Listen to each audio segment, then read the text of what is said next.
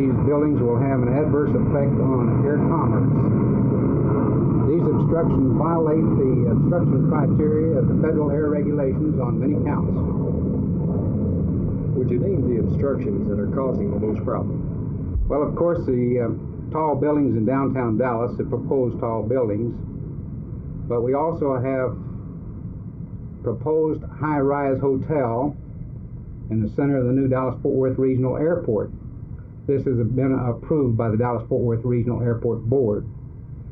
We also have WFAA, WBAP radio antenna towers that are to be relocated from their present position near Grapevine to a new location on the North Lake shores.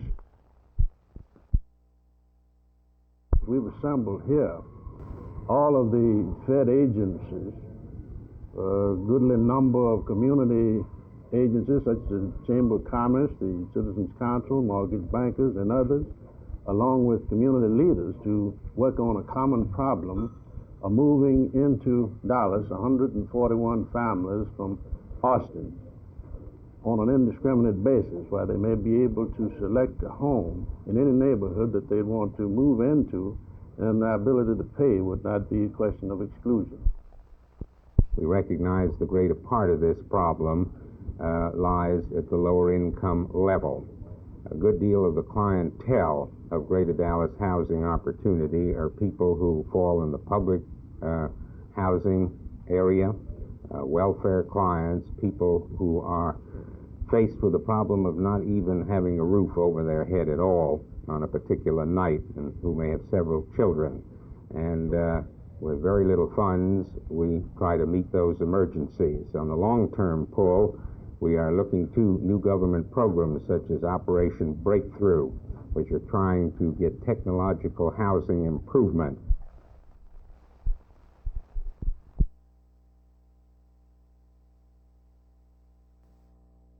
We started out this morning with tables of like groups. The students were together, the principals were together, and like groups were together.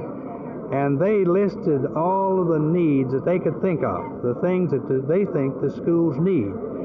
And we've reproduced those needs and distributed them among the group, and now then we have mixed them up, and where we have students and superintendents and principals and teachers at a table.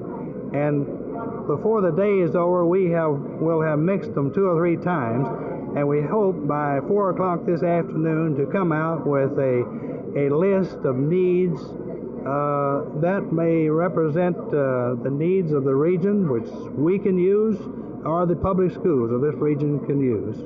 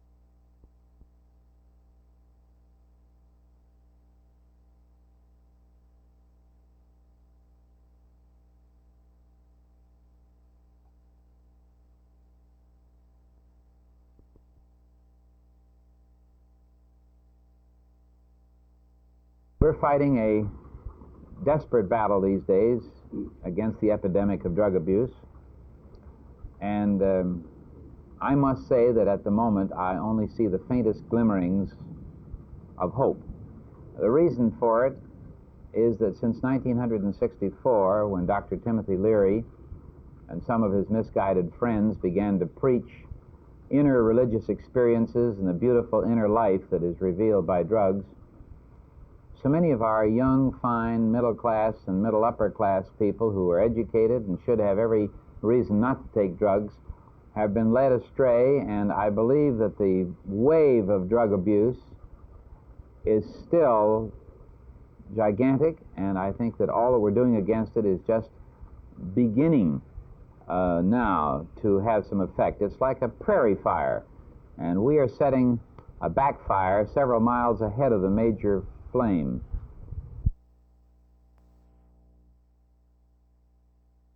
They have never really been aware of the fact that they had a way to enforce their rights. They had a way to show the public that their rights are existent, are real. I'm talking about primarily the rights to academic freedom, the rights to due process as envisioned by the 14th Amendment. Today, teachers are stopping, rolling over, and playing dead. They're standing up, they're believing in the Constitution, and they want to do something about it. They're tired of being discriminated against, basically, and they have been. I'm reminded that Justice Frankfurter, in a very famous case which reached the Supreme Court, stated what's now the creed, I think, of teachers, that to state that the teacher is the priest of our democracy is not to engage in hyperbole, which is simply to say that teachers very definitely must become engaged in politics and with the democratic processes of our system if our system is to survive and to be passed on.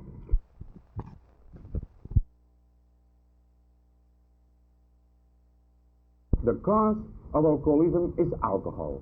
Now, in medicine, we have something that we call resistant to some diseases. Some people are resistant to alcohol, some people don't.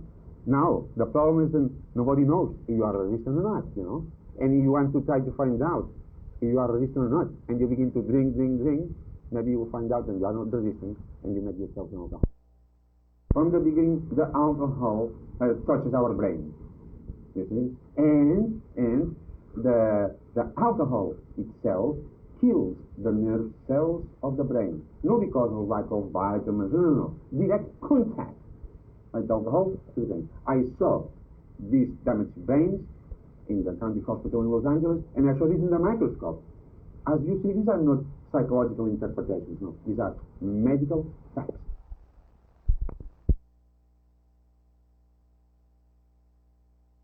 Well, Frank, when Coach Allen, of course, moved up to the position that he took over and was moved of his responsibilities as offensive backfield coach, I'd always wanted to coach since I was in college, and I didn't really know whether Coach Landry knew that I did want to coach. I went in and talked to him about, not really now, but when I got through playing football, that, you know, if he would consider hiring me as a coach, because I feel like if you're going to coach, you might as well start with who you consider as knowing the most about football, and I do feel that way about Coach Landry. So I went in and talked to him, and he said, well, how would you like being a player coach?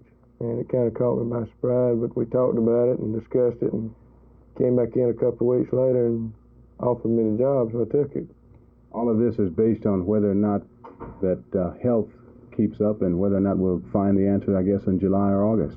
Well, this is true. We'll reevaluate the knee and see how it feels, the knees, I might as well say, when we get to training camp this year. And, of course, if they do bother me, then I'll retire as a player like you and go into coaching.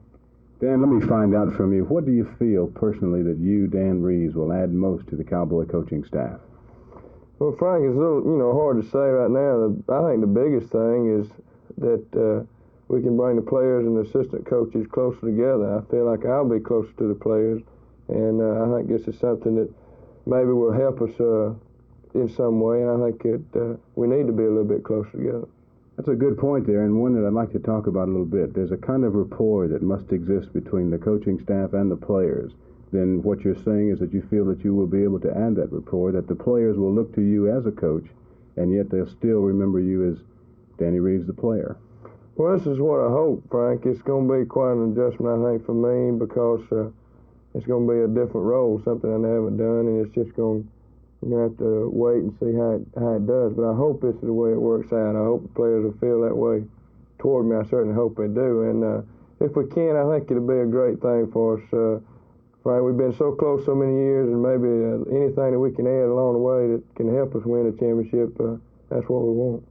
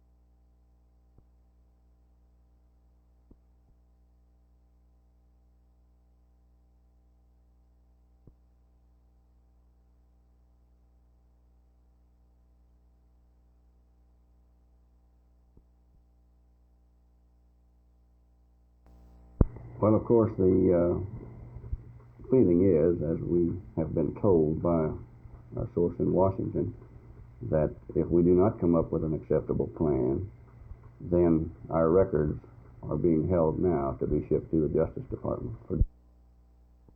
Do you think that there will ever be integration, fully integration, as long as the housing patterns remain the same, not only in your district, but throughout the country? I think it will be very difficult to attain the ultimate in what the law calls for because of the neighborhood patterns, and this strikes home very definitely in our district because of the housing patterns.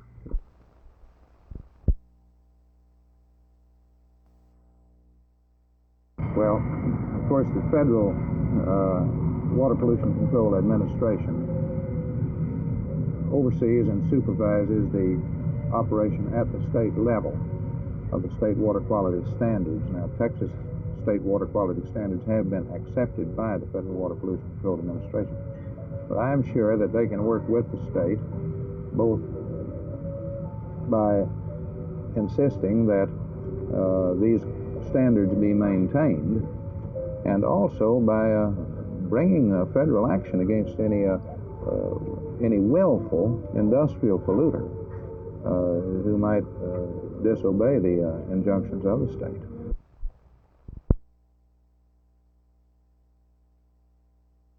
Of course, I'll be working strictly with the offensive backs, Frank, I know that. I think I'm very fortunate that we'll have Ray Renfro, past offensive coach, and Coach Jim Myers, running game, to help me to make this adjustment, and I won't think my power will be that great. I won't be able to put myself in and out of the ballgame when I want to, but I think I'll be working strictly with the offensive backs and trying to help them in any way that I possibly can. And if I know you like I think I do, you probably figure out a way that you could put yourself in and out of the game. Danny, at 26 years old, I'm sure you know by now that you are the youngest coach in all of pro football, and does this have any significance to it at all in your own mind?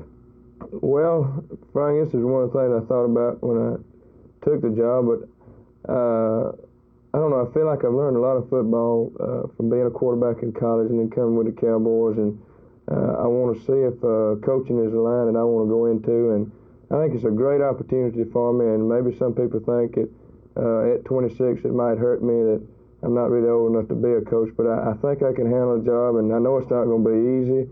I'll probably catch it from two ends now, from writers, and being a coach and being a player, I'll catch it two ways. But I think I can handle it, and of course, you'll never know unless you try. And it's just a great honor for me to Coach Landry to have the the confidence to give me this job, and I'm looking forward to it, and I just want to do the best job I can.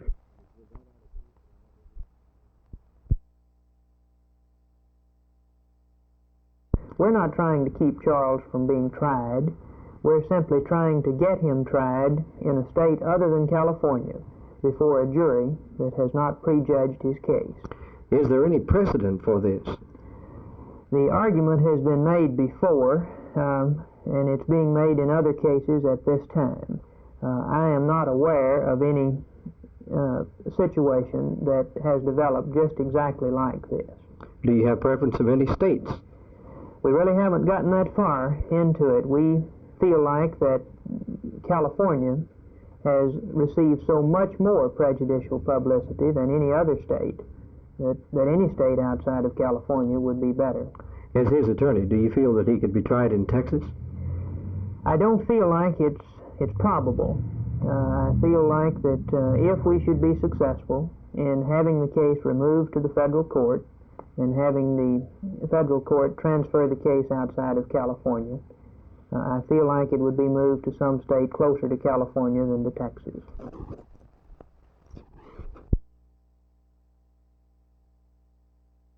Now, we have some trouble with welfare money, in fact some serious trouble. The proposal has been made perhaps that money to be used for construction of hospitals and expansion of facilities of that sort might be used to keep the welfare fund going. What's your position on that? Well, now, this might be a possible way, but I will say this, that the money that has been placed for use with these other projects, if it is used in this manner, certainly I'm going to see that it will be replaced.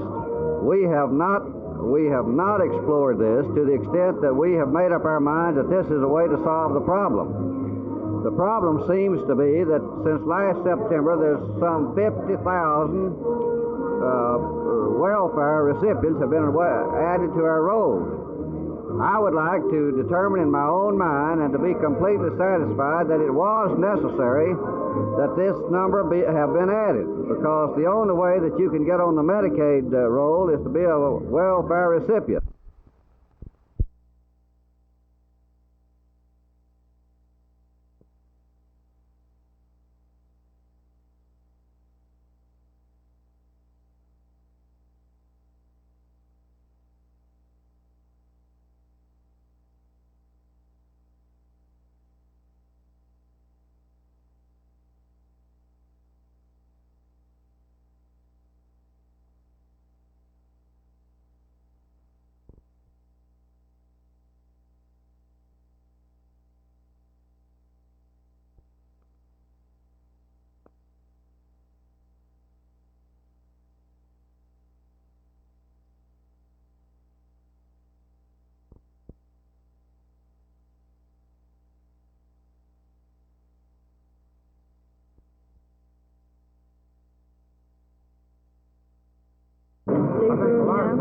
And if the teachers and the students had a better communication between them, then I think the students would have more respect for the teacher, and they wouldn't try to, keep talking in class, and make it a chore for her to have to keep everybody quiet, They just want to be quiet, because probably improved scholastic work and more respect for teacher and student would make for better.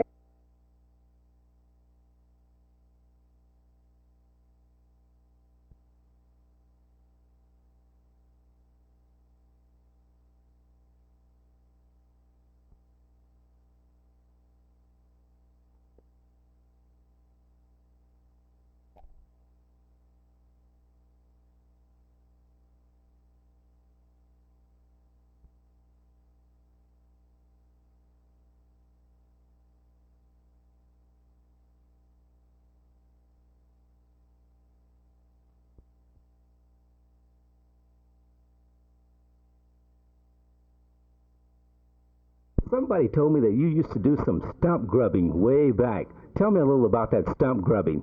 Oh, I've cut sprouts out of field, corn, and I've hoed corn, cotton. Making ready for, in other words, doing farm chores. Sure. How do you like the city living, though? Well, that's better than farming. Not so much hard work? No, it's not so much hard work. Give these young people today, give them some advice so that they can live to be 100 years old. Yeah. Well, let them work. You think it's hard work? Yeah, hard work's good for you.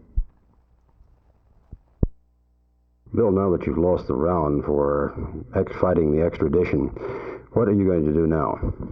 We gave notice of appeal to the Court of Criminal Appeals, and our present intention is to appeal the case to Austin. How long do you think this will take? I don't have any idea how long the time will be involved. We plan to be ready and to not delay the matter any more than we have to. Was Judge Brown's decision a surprise to you? Judge Brown gave us a very fair and complete hearing on the evidence, and we were naturally disappointed that he didn't rule for us, but we were pleased with his fairness in listening to the evidence that we had to offer. We just disagreed with his decision.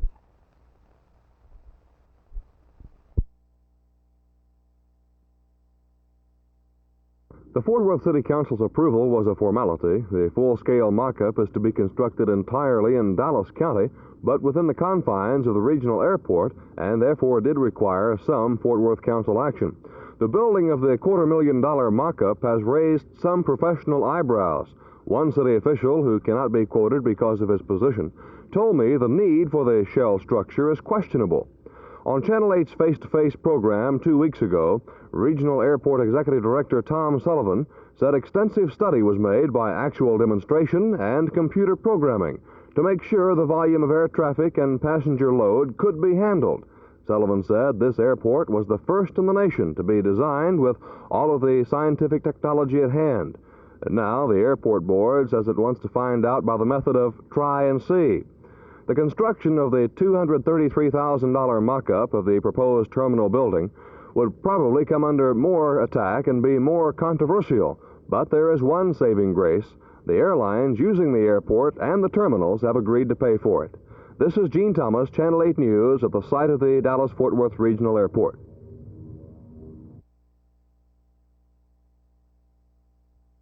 Maxi Rap 70 was the scene at El Centro Junior College today in Dallas as classes were turned into group discussions. The idea was to let the students air their dislikes and likes about the college. Today's session encompassed a cross-section of the Dallas community, including the business sector. The Dean of Students, Dr. Don Kramer, said Maxi 70 was a preventative step. Of the individuals is kind of a hard thing to find. Many people don't know who they are, and the college students are beginning to react to this. Of course, this is part of the basis for many of the disturbances that have occurred in the past. So yes, this motivated us. We wanted to do a little preventive medicine, if you will, in this regard. Student body president Greg James says he's highly impressed with the enthusiastic response shown by the student body toward Maxi Rap 70. I've attended about 4 classes now, and I've had a chance to talk to about 100 students, and it's amazing. I'm really proud and really happy that they're actively getting involved in it, which is what we need. Today's findings will be presented to the El Centro community on February 25th in a special assembly that will be held in Dallas's Memorial Auditorium. Cochise Cash at El Centro in Dallas for Channel 8 News.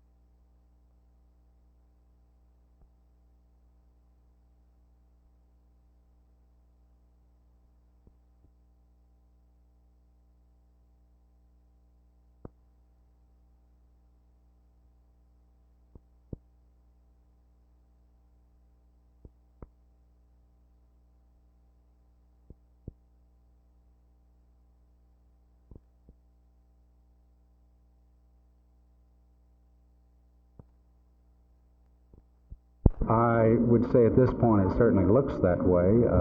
The decision on the part of the Crockett Company is simply to ignore, first of all, the requests of the people in the community to make these repairs, and then when the city code was about to be enforced, they simply said, instead of repair, we'll tear it down and the people can get out. Mainly a shortage of time, since according to the federal judge it should be done 60 days from January 5th, which would mean March 5th, and we've estimated it would take at least 6 months to get it done. If it cannot be done, what alternatives are there? We're represented by the Attorney General's office in any legal matters. Now, I understand from the representative of the Attorney General's office handling this particular business that come March 5th or whenever the thing would go back into session, I mean the judge in session in terms of what has been done, he feels that if we can show Judge Taylor that we made every reasonable human effort to get things done as much as we could, that the judge will be amenable to going along with the idea. I don't know and I can't guarantee it. I'd hate to be held in contempt of court and put in jail, but all we can do is best we can.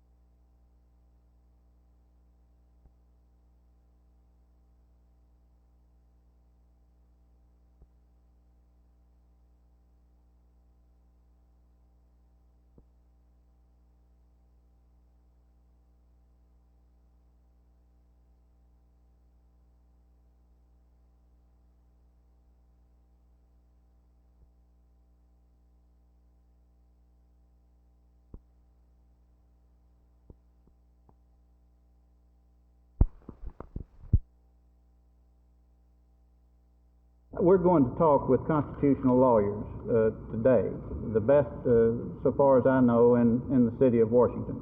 You identify as their Yes, yes. If they tell me that I have a fighting chance, that's all we had to start with.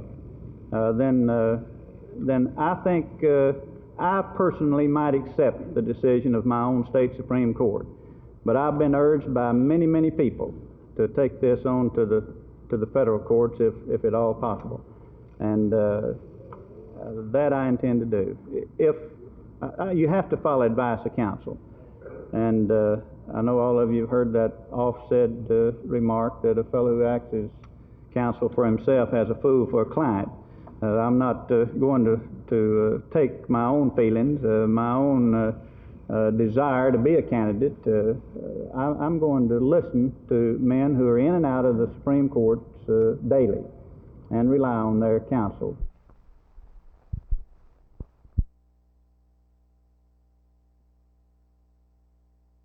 I would say, ask him would he would be kindly and please would give us a chance to find us a place and do not tear them down before March the 15th.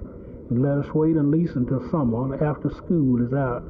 These we have so many children in this area going to school, and they will have to be taken out of school and transferred somewhere else.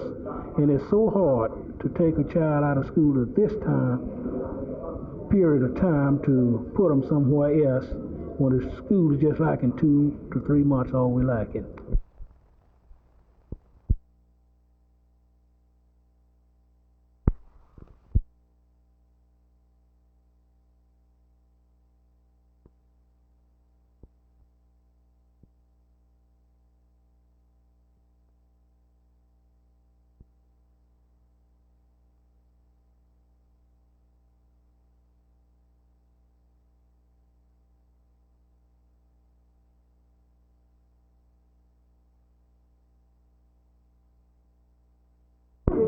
Mrs. Nidich, why are Americans overweight?